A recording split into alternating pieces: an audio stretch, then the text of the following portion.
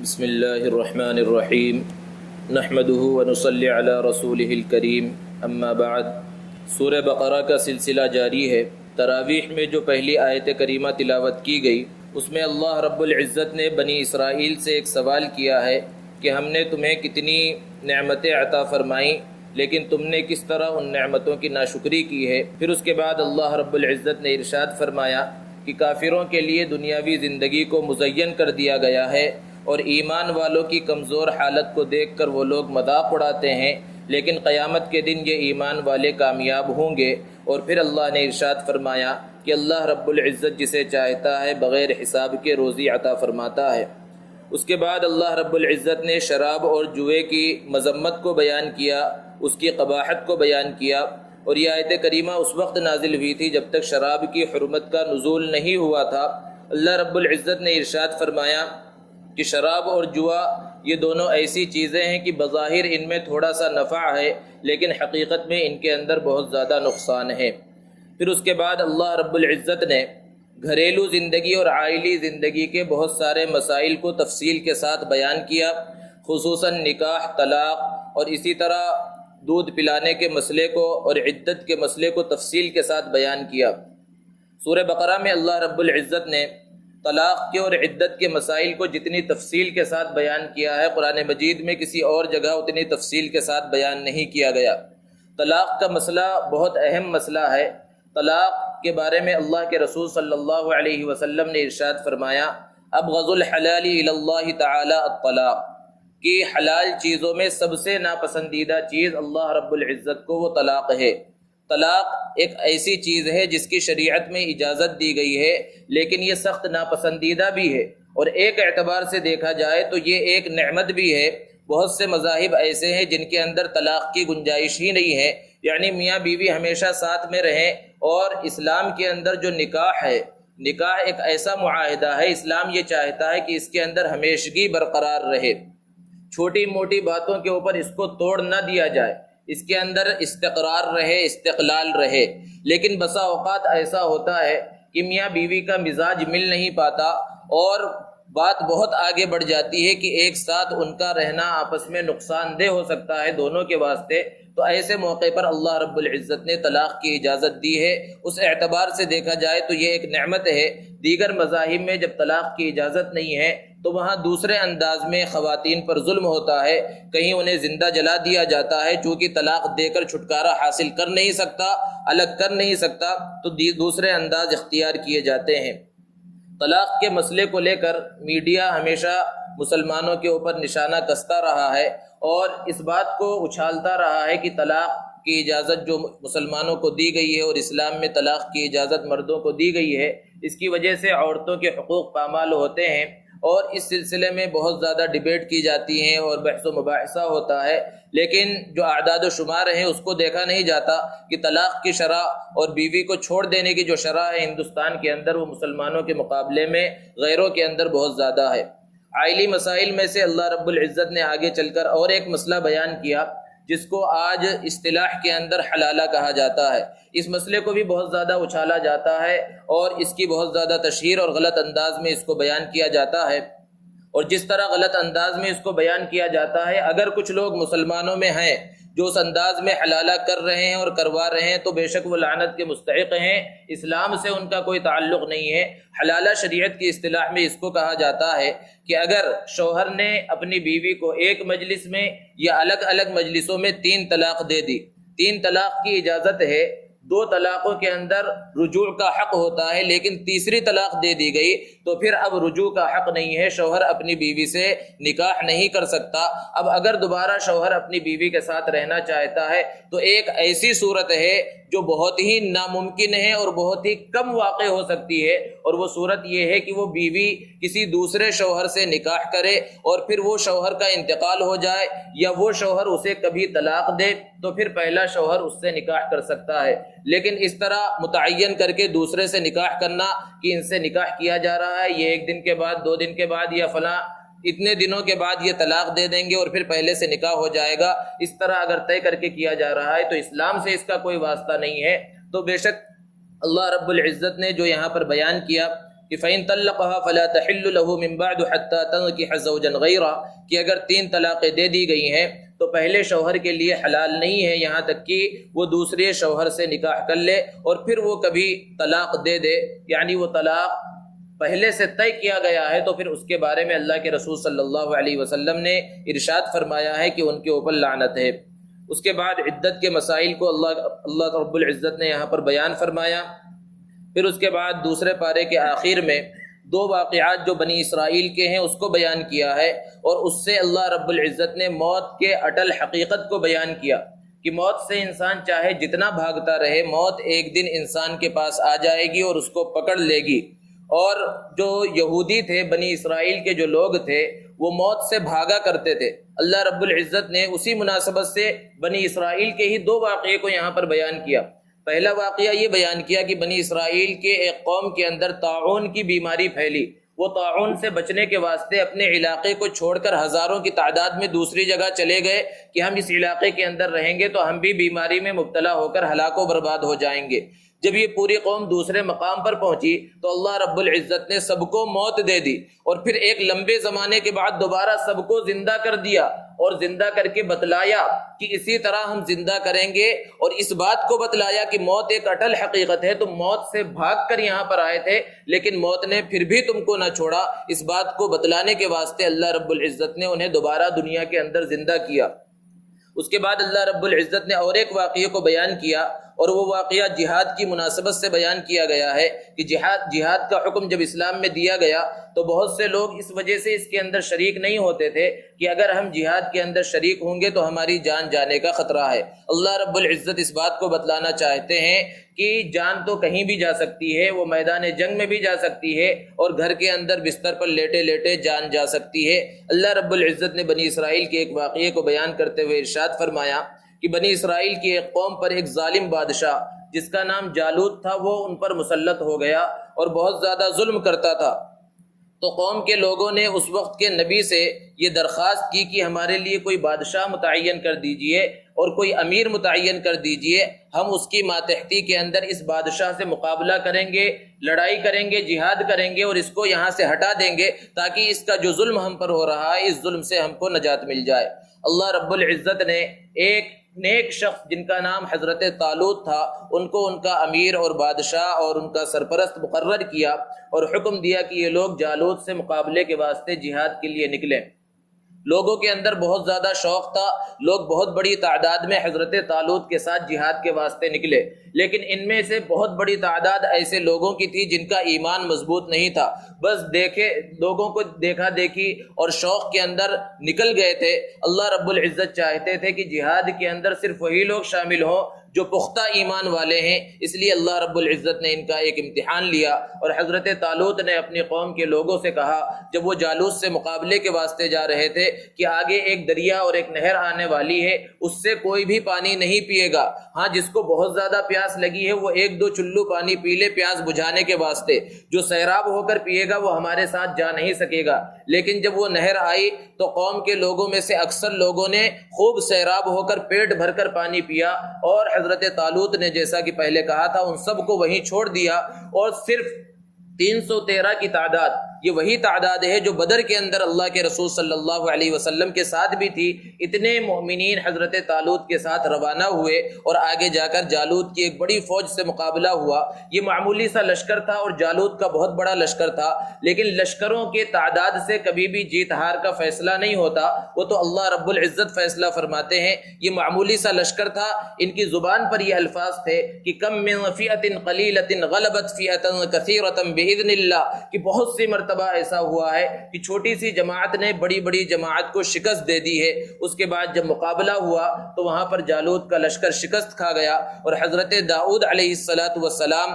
جو حضرت طالوت کے لشکر میں تھے اور بعد میں چل کر یہ نبی بنے، ابھی ان کی نبوت کا اظہار نہیں ہوا تھا، انہوں نے آگے بڑھ کر جالوت کا کام تمام کر دیا، اس کو قتل کر دیا، اور اس طرح ان لوگوں کو فتح حاصل ہوئی۔ اس کے بعد تیسرے پارے کے آغاز میں اللہ رب العزت نے اس بات کو بیان فرمایا کہ انبیاء کرام اور رسولوں کے درمیان مراتب کا فرق ہے، کسی کا مرتبہ زیادہ ہے اور کسی کا مرتبہ کم ہے۔ اس کے بعد ایک عظیم آیت کریمہ ہے جو آیت الکرسی کے نام سے مشہور ہے، اور یہ قرآن مجید کی بہت ہی عظیم آیت ہے۔ اس کے بڑے فضائل اللہ کے رسول صلی اللہ علیہ وسلم نے بیان فرمائے۔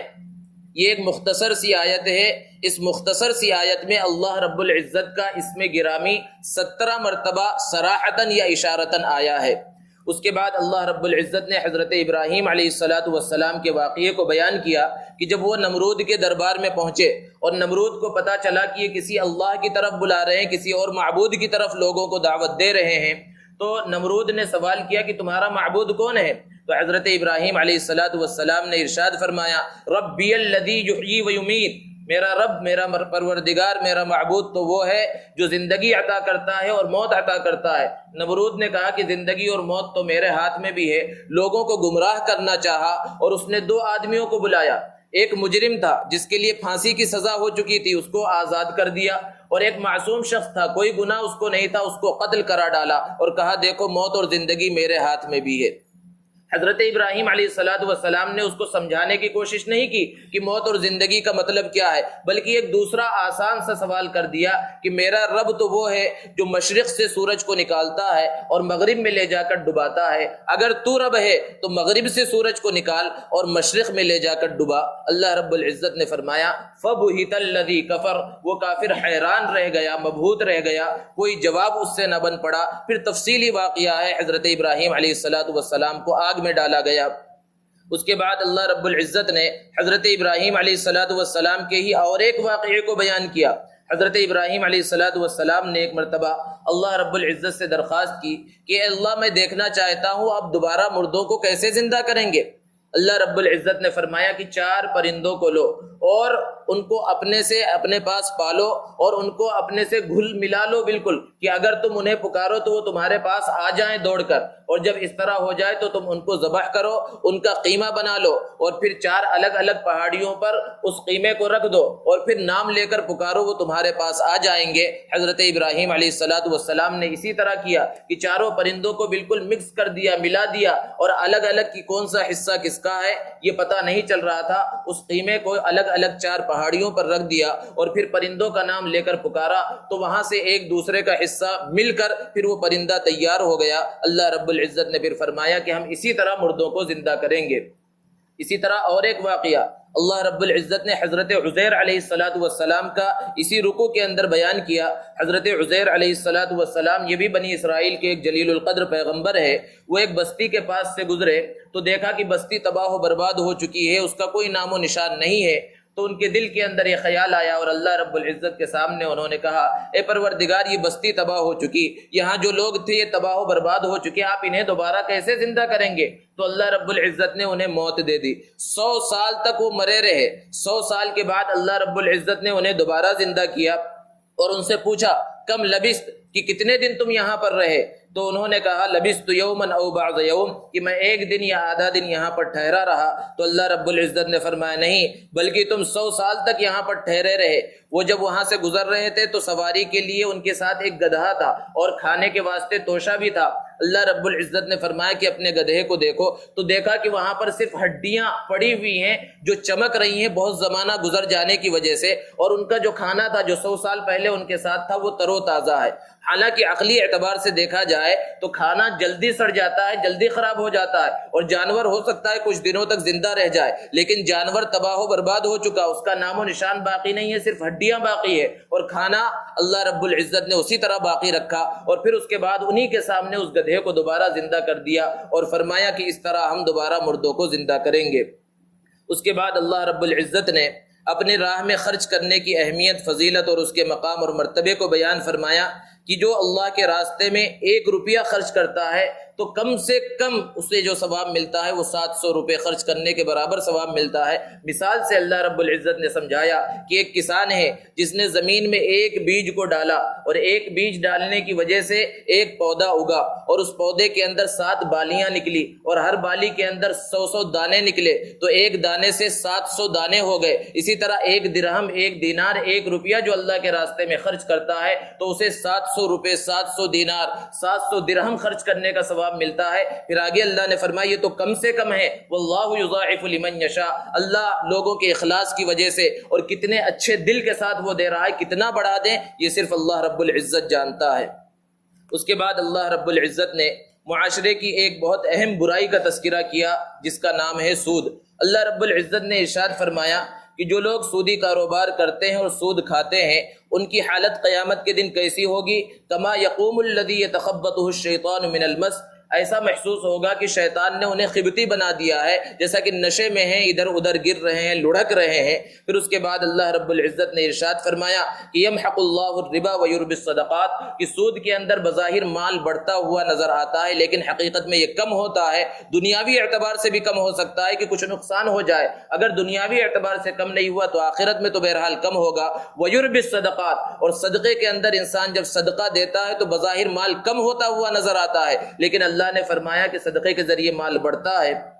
اور آگے اللہ رب العزت نے ارشاد فرمایا کہ اے ایمان والو اللہ سے ڈرو اور سودی کاروبار، سودی لین دین چھوڑ دو، ان کنتم مؤمنین، اگر تم مومن ہو۔ اگر ایسا نہ کرو گے فَأْذَنُوا بِحَرْبٍ مِّنَ اللَّهِ وَرَسُولِهِ، تو اللہ اور اس کے رسول کی طرف سے جنگ کا اعلان سن لو۔ اللہ رب العزت نے قرآن مجید میں بہت سارے گناہوں کا تذکرہ کیا لیکن جتنے سخت انداز میں، جتنی سخت وعید سود کی بیان کی ہے، کسی گناہ کی بیان نہیں کی کہ اللہ نے اعلان کیا کہ میری طرف سے جنگ کا اعلان ہے، میرے رسول کی طرف سے جنگ کا اعلان ہے۔ کوئی تصور بھی کر سکتا ہے، خیال بھی کر سکتا ہے کہ اللہ اور اس کے رسول سے جنگ کر سکے؟ اللہ کے رسول صلی اللہ علیہ وسلم نے سود کی مذمت اور قباحت اور برائی کو بیان کرتے ہوئے ارشاد فرمایا کہ سود کے گناہ کے 36 درجے ہیں اور ان میں سے سب سے کم درجہ اپنی ماں سے زنا کرنے کے برابر ہے۔ کوئی ادنا سے ادنا مسلمان کیا تصور بھی کر سکتا ہے کہ وہ اپنی ماں سے زنا کرے گا؟ ماں سے زنا کرنے کا گناہ کم ہے اور سود کا گناہ اس سے بھی بڑا ہوا ہے۔ اتنی سخت وعیدیں بیان کی ہیں قرآن مجید کے اندر اور نبی کریم صلی اللہ علیہ وسلم نے احادیث مبارکہ کے اندر بیان کی ہے۔ اب ہر مسلمان کی ذمہ داری ہے کہ وہ اپنی تجارت کا، اپنے کاروبار کا محاسبہ کرے کہ کہیں سود اس کی زندگی کے اندر، اس کے کاروبار کے اندر شامل تو نہیں ہے۔ اللہ رب العزت اس گناہ سے ہماری حفاظت فرمائے۔ پھر اس کے بعد سورہ بقرہ کے آخر میں قرآن مجید کی سب سے طویل آیت ہے جس کو آیت مداینہ کہا جاتا ہے۔ اس آیت کے اندر اللہ رب العزت نے یہ حکم دیا ہے کہ اگر کبھی آپس میں قرض کا لین دین کرنا ہو تو بہتر یہ ہے کہ تم اس کو کسی کاغذ پر لکھ لو تاکہ بعد میں چل کر کوئی پریشانی نہ ہو کہ قرض لینے والا انکار کر دے۔ اور اس میں لکھنا کیا ہے؟ ایک تو قرض کی مقدار لکھنا ہے کہ کتنا قرض دیا جا رہا ہے، اور قرض کو واپس کرنے کی جو تاریخ ہے اس کو بھی متعین کر دیا جائے، اس کو بھی لکھ لیا جائے۔ اس کا حکم اللہ رب العزت نے یہاں پر دیا۔ اور سورہ بقرہ کے آخر میں اللہ رب العزت نے ارشاد فرمایا کہ اللہ تبارک و تعالیٰ کسی شخص کو اس کی محنت سے زیادہ اور اس کی جو طاقت ہے اس سے زیادہ کا مکلف نہیں بناتا۔ سورہ بقرہ ایک طویل صورت ہے اور اس صورت کے اندر چونکہ اللہ رب العزت نے بہت سارے احکامات دیے ہیں تو کہیں کوئی یہ نہ سمجھنے لگے یہ تو ہماری طاقت سے زیادہ ہو گیا ہے، اس لیے آخر میں اللہ رب العزت نے فرمایا لا یکلف اللہ نفسا الا وسعها، کہ اللہ تبارک و تعالیٰ کسی شخص کو اس کی طاقت سے زیادہ کا مکلف نہیں فرماتا۔ پھر آخر میں اللہ رب العزت نے خود مانگنے کا طریقہ بھی سکھلایا کہ کس طرح اللہ رب العزت کے سامنے ہاتھ پھیلایا جائے، اور ارشاد فرمایا کہ ربنا ولا تحمل علینا اصرا كما حملته على الذين من قبلنا، آخر تک دعا مانگنے کا طریقہ سکھلایا۔ اس کے بعد سورہ آل عمران ہے، یہ مدنی صورت ہے۔ اس صورت کے اندر اللہ رب العزت نے حضرت عمران جو حضرت مریم کے والد ہیں ان کا اور ان کے خاندان کا تذکرہ کیا ہے، اس لیے اس سورت کا نام آل عمران یعنی حضرت عمران کا خاندان، یہ نام اس سورت کا پڑ گیا۔ اس سورت کا ایک بڑا حصہ تقریباً 80 آیتیں اس وقت نازل ہوئیں جب نجران کا ایک نصارہ کا، عیسائیوں کا وفد اللہ کے رسول صلی اللہ علیہ وسلم کے دربار میں آیا تھا اور وہ حضرت عیسیٰ علیہ السلام کو اللہ کا بیٹا ثابت کر رہا تھا، تو اس وقت اللہ رب العزت نے 80 آیتیں ایک ساتھ اللہ کے رسول صلی اللہ علیہ وسلم پر نازل فرمائیں اور اس میں یہ ثابت کیا گیا کہ حضرت عیسیٰ علیہ السلام اللہ کے بندے ہیں، اللہ کے پیغمبر ہیں، وہ اللہ کے بیٹے نہیں ہیں۔ اور پھر آخر میں جب انہوں نے اس بات کو تسلیم نہیں کیا اور اپنی بات پر وہ لوگ اڑے رہے تو اللہ رب العزت نے فرمایا حضور اکرم صلی اللہ علیہ وسلم کو کہ ان سے مباہلہ کرو. اور مباہلہ کسے کہا جاتا ہے؟ اللہ کے رسول صلی اللہ علیہ وسلم نے فرمایا کہ اگر تم یہ کہتے ہو کہ حضرت عیسیٰ علیہ السلام اللہ کے بیٹے ہیں اور تمہیں اس کا یقین ہے تو چلو ہم کھلے میدان میں جاتے ہیں، ہم اپنے بیٹوں کو، اپنے گھر والوں کو اور خود وہاں پر پہنچیں گے، تم اپنے گھر والوں کو بلا لو، تم سب آ جاؤ اور وہاں پر پہنچ کر ہم اللہ رب العزت سے یہ دعا کریں کہ ہم میں سے جو جھوٹا ہے اس کے اوپر اللہ کی لعنت ہو جائے. کھلے میدان کے اندر فیصلہ ہو جائے گا. اللہ کے رسول صلی اللہ علیہ وسلم روایتوں کے اندر ہے کہ اپنے اہل خانہ کے ساتھ کھلے میدان میں تشریف لے گئے، لیکن عیسائیوں کی ہمت نہیں ہوئی، وہ اللہ کے رسول صلی اللہ علیہ وسلم کے ساتھ مباہلے کے لیے وہاں پر نہیں پہنچے. سورہ آل عمران سورہ بقرہ کے بعد ہے. ان دونوں صورتوں کے اندر کافی گہرا تعلق ہے. جو مضامین سورہ بقرہ کے اندر بیان کیے گئے ہیں وہی مضامین سورہ آل عمران کے اندر بھی بیان کیے گئے ہیں. فرق اتنا ہے کہ سورہ بقرہ میں خاص طور سے مخاطب یہودی تھے اور سورہ آل عمران میں زیادہ تر مخاطب عیسائی ہیں. جس طرح سورہ بقرہ کا آغاز حروف مقطعات سے الف لام میم سے ہوا تھا، اسی طرح سورہ آل عمران کا آغاز بھی الف لام میم کے ذریعے ہوا ہے. اس صورت کے آغاز میں اللہ رب العزت نے اس بات کو بیان فرمایا کہ قرآن مجید کے اندر اللہ رب العزت نے جو آیتیں نازل فرمائی ہیں وہ دو طرح کی ہیں. ایک طرح کی آیتیں وہ ہیں جنہیں محکم کہا جاتا ہے، جس کا ترجمہ بالکل آسان ہے، جس کو سمجھنا آسان ہے، جس کا حکم آسانی سے سمجھا جا سکتا ہے. اور بعض آیتیں وہ ہیں جو متشابہات کہلاتی ہیں، جس کے اندر سمجھنے کی ضرورت پڑ سکتی ہے اور ہو سکتا ہے ہماری ظاہری سمجھ سے وہ چیز ہمیں سمجھ میں نہ آئے. تو اللہ رب العزت نے فرمایا کہ جو محکمات ہیں ان کے اوپر عمل کرو اور جو متشابہات ہیں اس کے پیچھے تم نہ پڑو. اس سورہ آل عمران میں اللہ رب العزت نے حضرت مریم کے واقعے کو بیان کیا. حضرت مریم کا واقعہ اور حضرت عیسیٰ علیہ السلام کی ولادت کا واقعہ اور حضرت زکریا علیہ السلام اور ان کے فرزند حضرت یحییٰ علیہ السلام کے واقعے کو اللہ نے یہاں بیان کیا. چونکہ سورہ مریم کے اندر 16ویں پارے میں بھی اس کی تفصیل آئے گی، اس لیے اس واقعے کو وہاں پر بیان کیا جائے گا. ایک اہم چیز جس کو اللہ رب العزت نے حضرت عیسیٰ علیہ السلام کے واقعے کو بیان کرتے ہوئے ارشاد فرمایا، اس کی وضاحت مناسب معلوم ہوتی ہے کہ حضرت عیسیٰ علیہ السلام کے بارے میں اللہ رب العزت نے ارشاد فرمایا کہ ہم نے انہیں زندہ آسمان پر اٹھا لیا ہے. اور یہ ایک اسلامی عقیدہ ہے. ہر مسلمان کو یہ عقیدہ رکھنا ضروری ہے کہ حضرت عیسیٰ علیہ السلام نہ قتل کیے گئے ہیں، نہ سولی پر چڑھائے گئے ہیں، انہیں زندہ صحیح سالم اسی دنیاوی بدن کے ساتھ آسمان پر اٹھا لیا گیا ہے. اور قرب قیامت دوبارہ وہ دنیا کے اندر تشریف لائیں گے اور اللہ کے رسول صلی اللہ علیہ وسلم کی شریعت کے مطابق احکامات کو نافذ کریں گے. دجال کا خروج ہو چکا ہوگا، دجال کو حضرت عیسیٰ علیہ السلام قتل کریں گے. بہت سارے مسلمان نوجوان اور مسلمان بچے جنہوں نے مشنری اسکولز کے اندر تعلیم حاصل کی، تو مشنری اسکولز کے اندر عیسائیوں کے اسکول کے اندر جب وہ پڑھنے کے واسطے گئے تو وہاں پر انہوں نے حضرت عیسیٰ علیہ السلام کے مجسمے کو دیکھا یا ان کی تصویروں کو دیکھا کہ وہ سولی پر چڑھے ہوئے ہیں. اور وہاں پر پڑھانے والوں نے بھی ان کے دل کے اندر، ان کے دماغ کے اندر اسی بات کو ڈالا کہ یہ عیسیٰ مسیح ہے یا جیسس جو بھی انہیں کہا جاتا ہے. ان کے دل و دماغ کے اندر اس بات کو بٹھایا گیا کہ حضرت عیسیٰ علیہ السلام کو سولی پر چڑھا دیا گیا ہے. اب یہ بچہ چونکہ دین سے زیادہ واقف نہیں ہے مسلمان، اور بچپن سے اس کے ذہن کے اندر یہ بات ڈالی گئی تو یہ بڑا ہو جاتا ہے، لیکن یہ بنیادی عقیدہ معلوم نہیں ہوتا کہ حضرت عیسیٰ علیہ السلام کو سولی پر نہیں چڑھایا گیا بلکہ زندہ اللہ رب العزت نے آسمان پر اٹھا لیا ہے.